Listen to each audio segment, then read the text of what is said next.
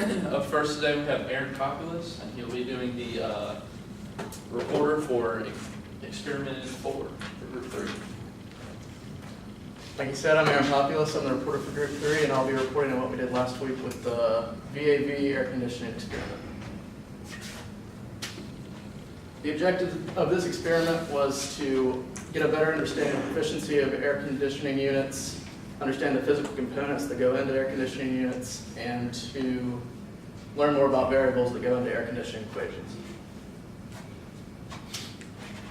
So basic background of an AC.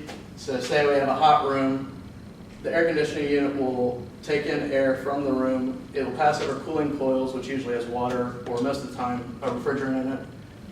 You'll have that air that leaves and goes through a fan, which is then the air supplied to the room.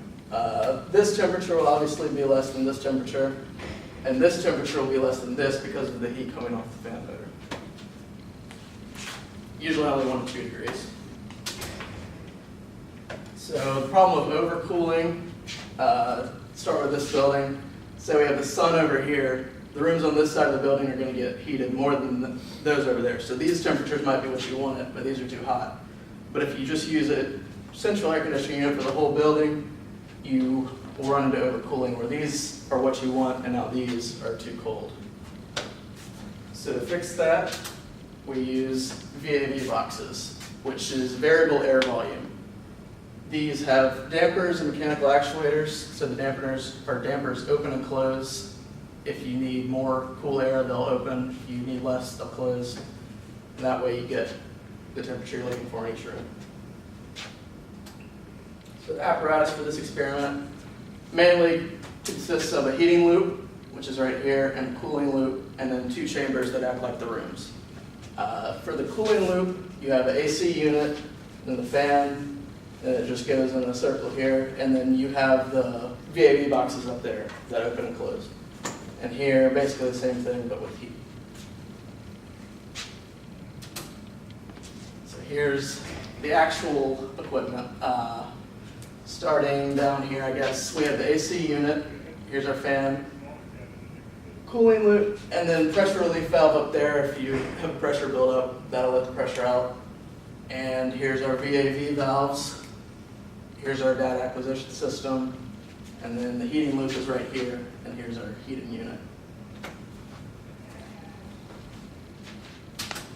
So for the procedure, we used a digital psychrometer to measure the dry bulb temp in the room and the relative humidity.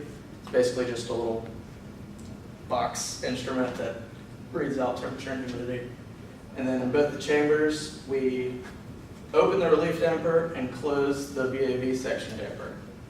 And then we input the cooling set point, which we chose as 71. And then we input the set points for heating loop and cooling loop. I don't remember what we chose. I think the heating loop supplied air was around 90, and then the cooling loop was around 50, if I'm not mistaken. And then we close the relief dampers in both chambers and allow 2 to 3 minutes for the system to start up. And after that, we recorded every 30 seconds for 30 minutes, both chamber temperatures and volumetric flow rate. Just a little aside, for the people doing it next week, we decided the best way was to have one person timing, one person writing, or reading out the values, and then one person writing. Because 30 seconds goes by pretty quick. And at first we tried to take pictures, and that didn't work out very well. So the results. We start with this heat equation that we all know, Q equals mCp delta T, and then we replace M with density and volumetric flow rate, and then simplify it down by plugging in the values from our equipment, and we come up with this. So delta T is your supply temperature minus your average temperature that we recorded, and CFM is just the average flow rate through the whole experiment. So plugging these values in, we got the heat input to both chambers.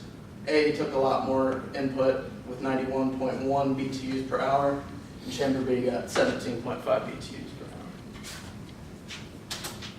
per hour. Here's our graph of the temperature versus time.